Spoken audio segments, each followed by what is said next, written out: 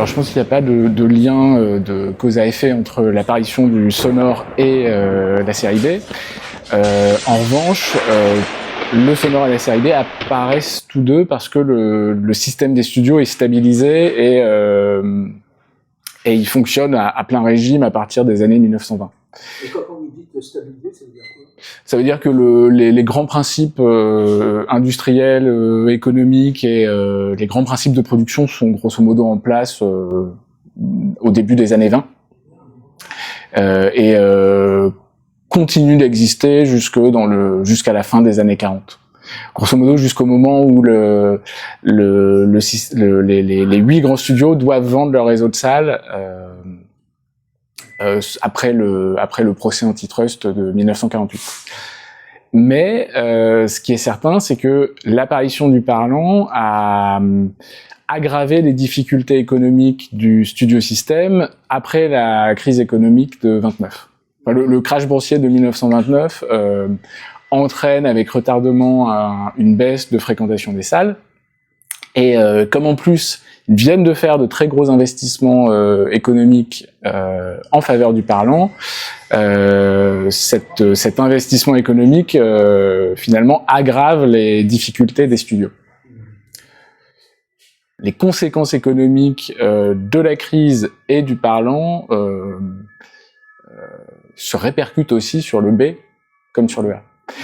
Et comme le B, au départ, c'est une sorte de bouée de sauvetage économique pour le système des studios qui cherche à compenser la baisse de la fréquentation des salles, effectivement, il est d'autant plus nécessaire que le parlant est en train de s'imposer. Est-ce qu'il y avait des studios qui étaient spécialisés? Oui, des studios indépendants comme République, Monogramme. République, quand même, a fait des films de Ford. Oui. Donc ça peut pas être doublé. Alors c'est parce que au cours de leur histoire, ils cherchent à s'extraire du champ du B en mettant en place des films à gros budget. Mais je dirais quand même que les 90% de leur production, ce sont des films à budget inférieur. Mais c'est vrai que parmi tous les studios, il y a une myriade de petits studios B indépendants qui apparaissent, qui disparaissent. République, Monogramme et Grande Nationale sont quasi à l'échelle des grands studios tels que Universal, Columbia, RKO. Ça veut dire qu'ils tournaient beaucoup plus de films? Pas forcément, mais ils tournaient avec des agendas de tournage restreints, environ 2-3 semaines, des budgets souvent inférieurs à la moyenne d'un film d'un grand studio, et grosso modo les films se vendaient moins bien. Mais par contre République s'est très tôt spécialisé dans le serial, le film à épisode, et ça leur a donné une vraie assiette économique qui a permis au studio c'est ça qui a permis au studio ensuite de à un moment produire des films à gros budget, dont par exemple des films de Ford, un film de Lang notamment. Mais ça n'a jamais vraiment suffi à les propulser au niveau des autres.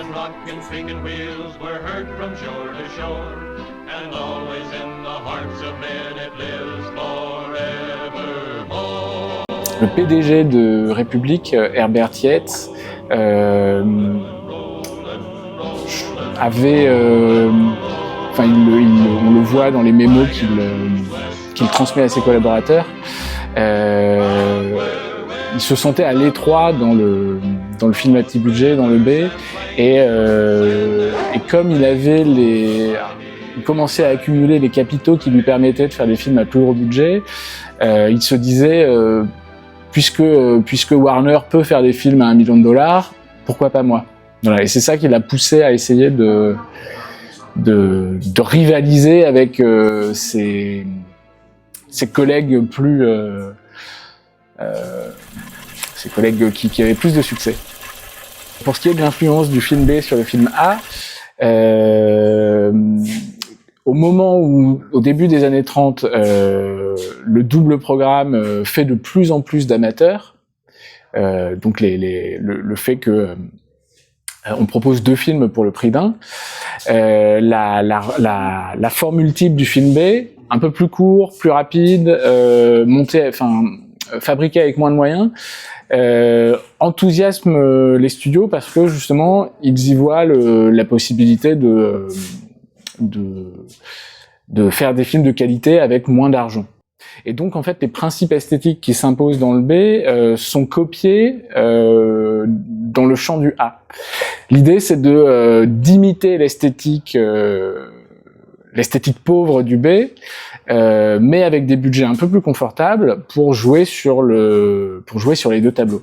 Donc effectivement l'esthétique du B influence le A et par ailleurs simultanément sans forcément qu'il y ait de lien entre les 2 phénomènes d'influence, les producteurs de films B cherchent aussi à hausser la qualité de leur film au niveau du A. C'est-à-dire que avec moins d'argent, ils cherchent à faire aussi bien. Par exemple, un cas qui est très connu, c'est Jacques Tourneur et Val Newton qui récupèrent des décors de La Splendeur des Amberson pour La Féline. Voilà. Ou alors tous les décors du zoo dans La Féline, par exemple, sont repris des comédies musicales de Fred Astaire et Ginger Rogers, tournées un peu plus tôt chez RKO. Donc, en fait, avec des solutions de fortune, on peut réussir à avoir des valeurs de production confortables dans un film à petit budget.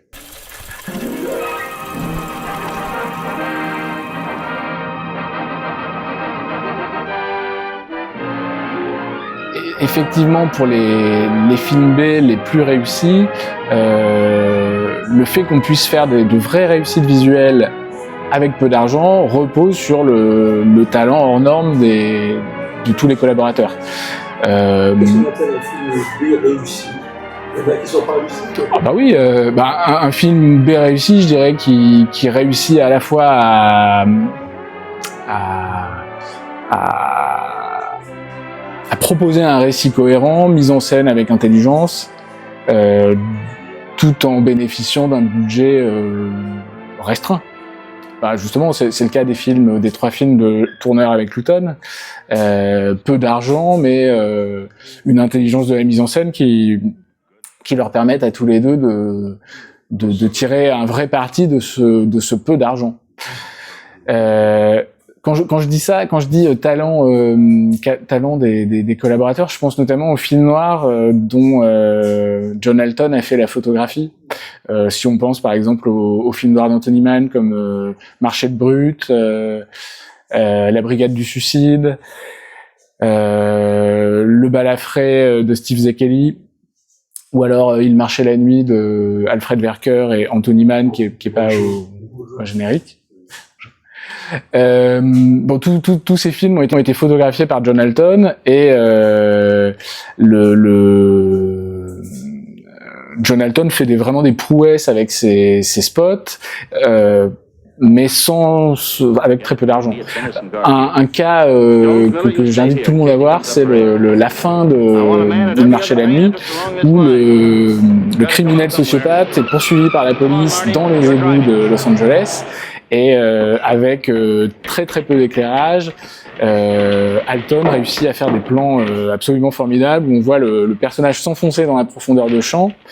Un autre directeur de la photographie aurait pas, à mon avis, réussi à faire des plans aussi spectaculaires dans le cadre d'un budget aussi restreint.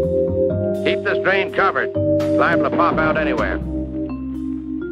Les principes sont les mêmes dans le B et le A, c'est-à-dire que le principal, c'est le récit et les personnages. Donc la mise en scène doit être transparente et s'effacer au profit du récit et des personnages, même si le public est pas aveugle et il sait distinguer une mise en scène habile d'une mise en scène maladroite. Ça, il y a aucun doute là-dessus. Mais quand il voit le film, il oublie la mise en scène et il se concentre sur le récit et les personnages. La continuité du montage, la vraisemblance psychologique des personnages, tout ça fonctionne dans le B comme dans le A. Après, ce qu'on constate, c'est quand même que il y a une tendance dans le B à la simplification, et donc effectivement, on peut trouver dans les films B moins de profondeur psychologique que dans le A, moins de vraisemblance. Là, je revoyais la Féline de Turner, par exemple. C'est vrai que le récit va très vite. En 3 jours, les personnages tombent amoureux et se marient.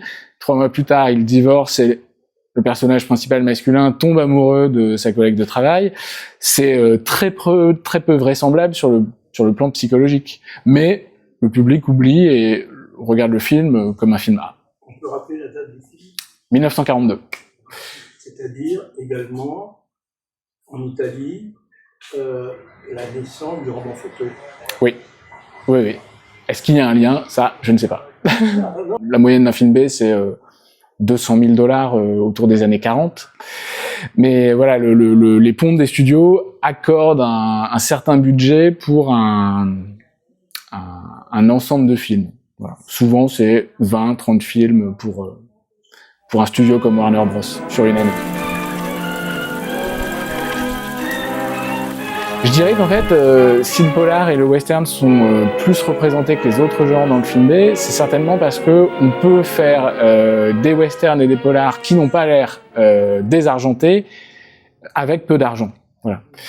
C'est assez facile Bud Buttigieg, par exemple, c'est un très bon exemple de ça. C'est quelqu'un qui a fait des westerns absolument formidables avec peu d'argent et il a réussi avec ce peu d'argent à faire des films tout à fait crédibles parce que il a des scénarios très simples, des personnages assez schématiques, des intrigues qui sont convaincantes par leur argument en soi, et donc voilà, il peut faire un western sans forcément dépenser des sommes faramineuses.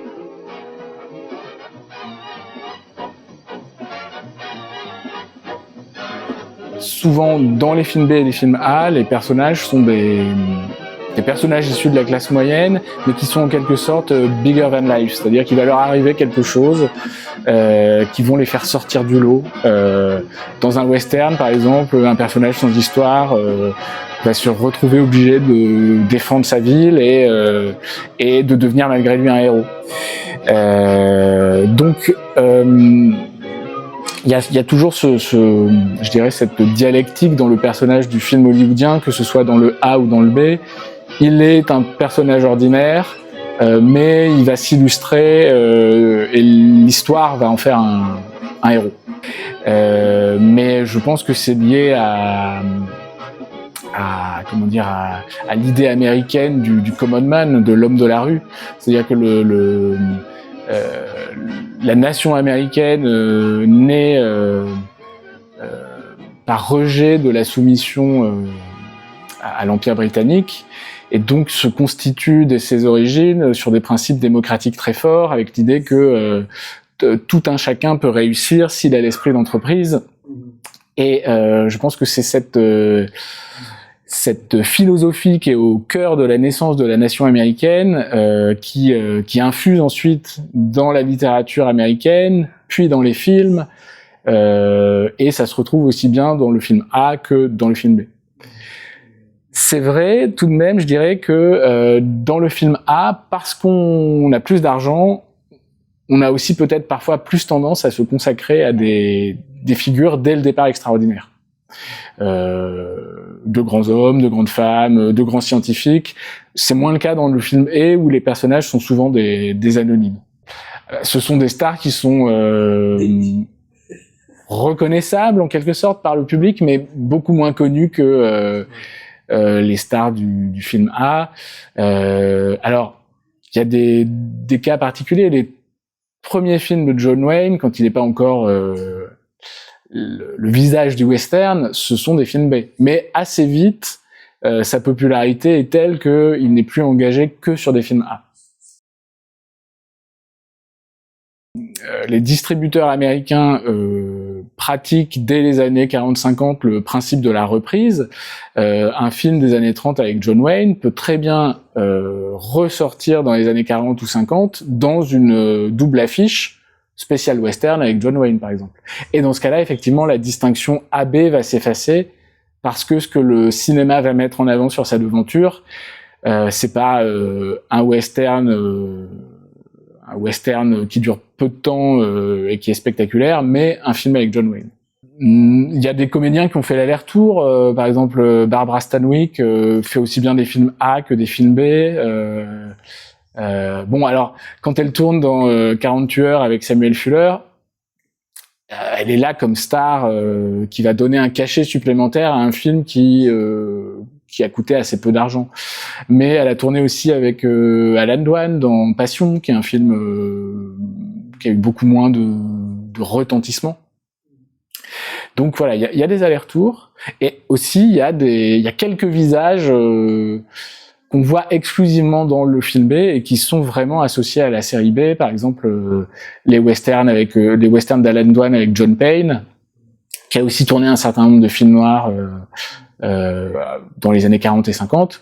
Je pense que le public cinéphile français et américain de l'époque identifie tout à fait John Payne comme une star de second rang associée au film B.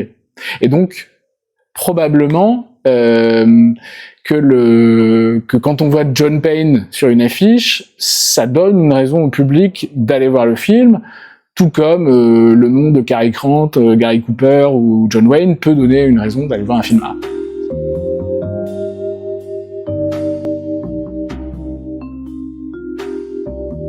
Par exemple, quand on écoute Scorsese dans Voyage américain, dans Voyage avec Martin Scorsese à travers le cinéma américain, ce qu'on voit, c'est que sa cinéphilie, elle est informée par les principes de la cinéphilie française.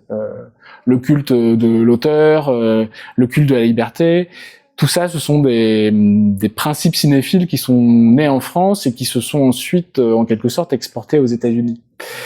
Mais le fait que les films soient passés relativement inaperçus par rapport à des films à plus gros budget, le fait que certains soient oubliés, le fait que certains soient tournés par des réalisateurs de talent mais qui n'ont pas eu le succès de leurs homologues du champ A, tout ça nourrit la tendance du connaisseur cinéphile à fétichiser certains films. Et donc, oui, il y a une part de nostalgie qui est entretenue par la rareté des films, par le fait qu'ils soient moins connus. C'est un phénomène cinéphile qui est assez facile à observer. Plus le cinéphile construit sa culture, sa connaissance de l'histoire du cinéma, plus il va aller vers des choses moins connues, sélectives. Voilà. Un cinéma oublié, qui revient grâce aux ressorties, aux rééditions. On sait qu'il y a un certain nombre de films tournés à l'époque du muet qui ont disparu corps et biens, qu'on retrouvera pas. Et alors je suis pas spécialiste du cinéma muet, mais je pense que ce que dirait un historien du cinéma muet, c'est que il est assez peu probable qu'on découvre de nouveaux films d'avant 1920. En revanche, je pense qu'on peut encore retrouver dans les archives de certains studios, des films tournés entre 1930 et 1958. Oh yes. Mr. Clark Gable.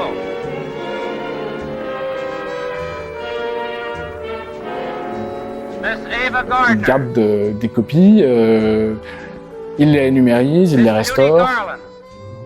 Mais tout ça, évidemment, pour nous aujourd'hui, tout ça est filtré par le potentiel économique du film en question. C'est-à-dire que je pense à un film comme Skybound, que j'ai analysé un peu en détail dans mon livre.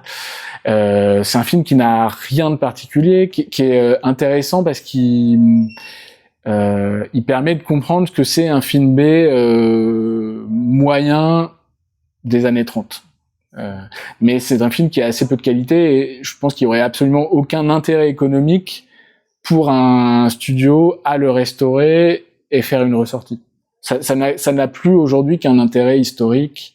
Ça nous renseigne sur l'état de la production à un moment donné de son histoire, mais je vois pas ce qui pourrait intéresser le public. Mais est-ce que on le ressortirait en salle parce qu'il a un potentiel économique? Ça, j'ai plus de doutes.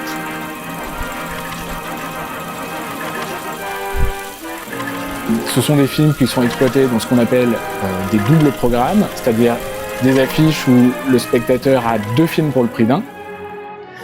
C'est-à-dire que les distributeurs proposent aux salles des doubles programmes clés en main. Par exemple, Il marchait la nuit avec Le Grand Sommeil, par exemple, et ça vous fait un double programme de films noirs, un A, un B. Mais après, l'exploitant n'est pas obligé de passer ce double programme tel quel. Et en fait, ce qu'on voit, c'est qu'assez souvent, il organise lui-même sa propre affiche, et un film B peut très bien se retrouver en position du film principal. La nécessité de se différencier par rapport à l'offre des cinémas alentours dans le quartier fait qu'on va privilégier telle affiche plutôt que telle autre.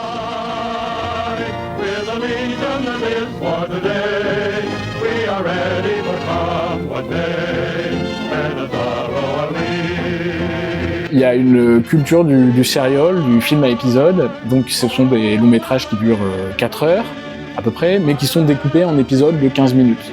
Et le public donc suit chaque semaine un épisode de 15 minutes, et bien sûr le principe c'est de fidéliser la fréquentation du public en jouant sur son désir de voir la suite la semaine prochaine.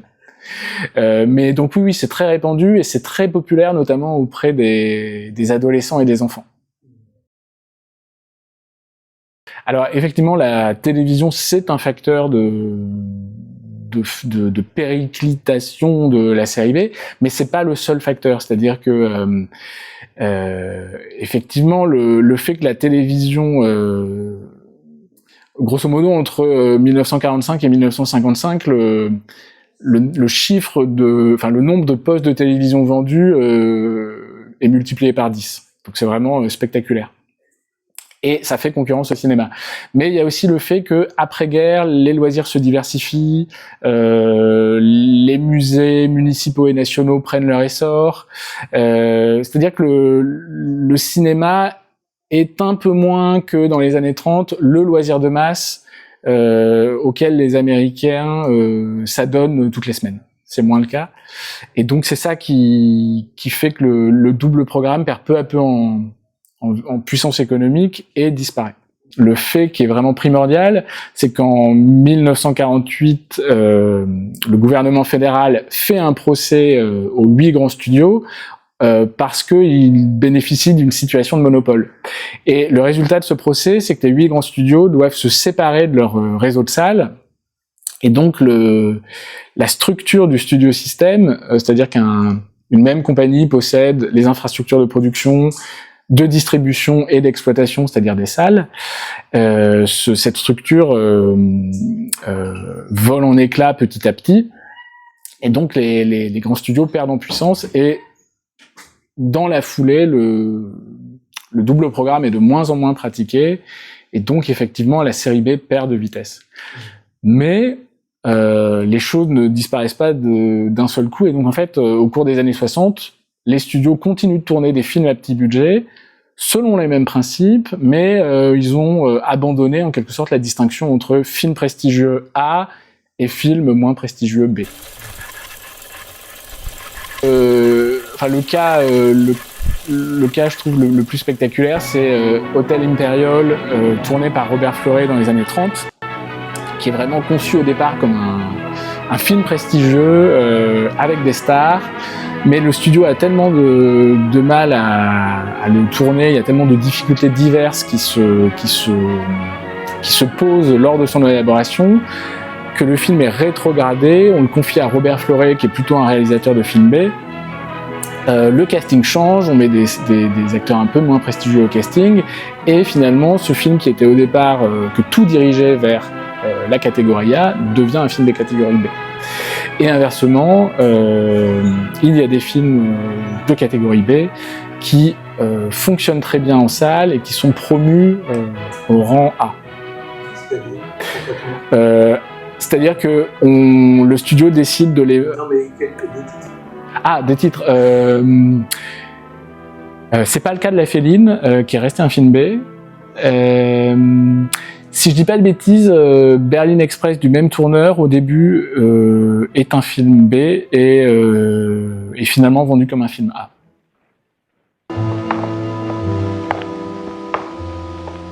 Don't you want me to walk you home? No, thanks. I'm a big girl now, and I'm not afraid. Oh, good night. Good night.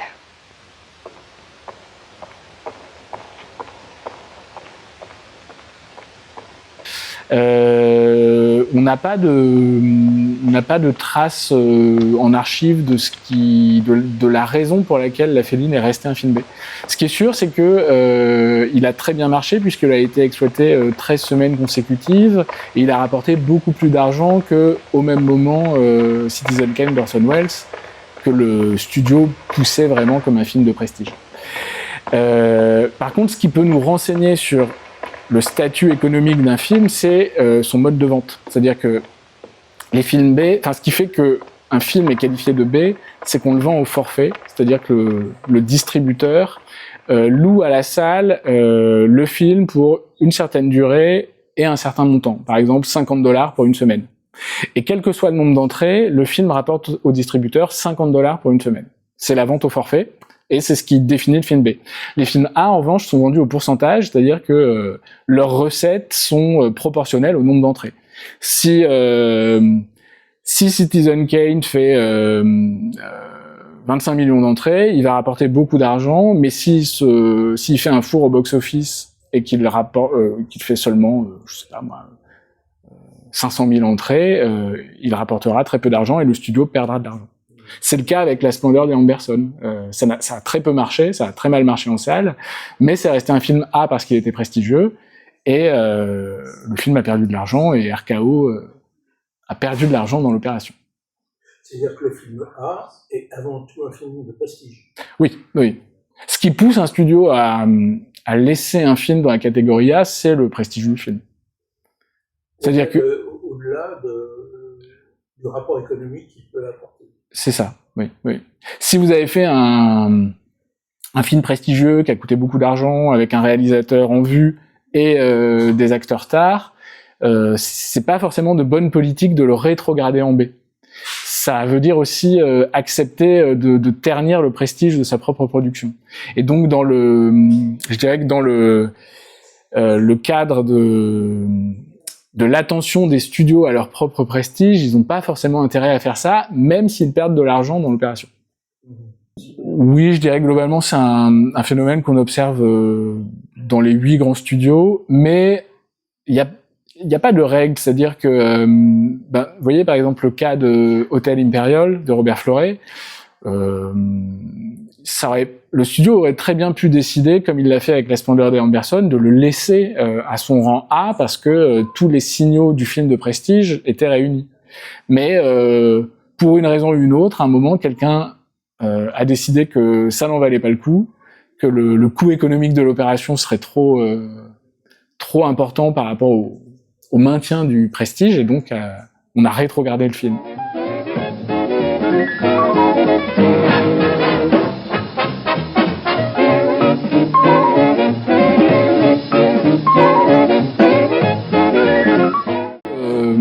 Plus on avance dans l'histoire d'Hollywood, plus le poids des impératifs économiques est fort. Et c'est aussi parce que plus les studios vieillissent, plus ils ajustent leur politique de production. C'est-à-dire que dans les années 30, l'idée c'est qu'on tourne beaucoup de films relativement peu coûteux, mais qui vont tous rapporter un peu d'argent. Et donc les pertes et les bénéfices s'équilibrent. Si un film ne marche pas au box-office, c'est pas grave, il y en aura 3 autres qui vont mieux marcher et qui vont compenser les pertes du film qui n'a pas marché. Mais plus on avance dans les années 40 et 50, plus la politique, justement sous l'impulsion de Zanuck, c'est de faire des films plus coûteux, moins nombreux, puisque aussi le public va moins au cinéma, donc c'est pas la peine c'est pas la peine de remplir les salles avec énormément de films. Donc on fait moins de films, mais on les fait plus prestigieux. Et donc, effectivement, économiquement, ils sont plus risqués, parce que si vous faites un film à $3 millions et qu'il ne marche pas en salle, là, c'est compliqué.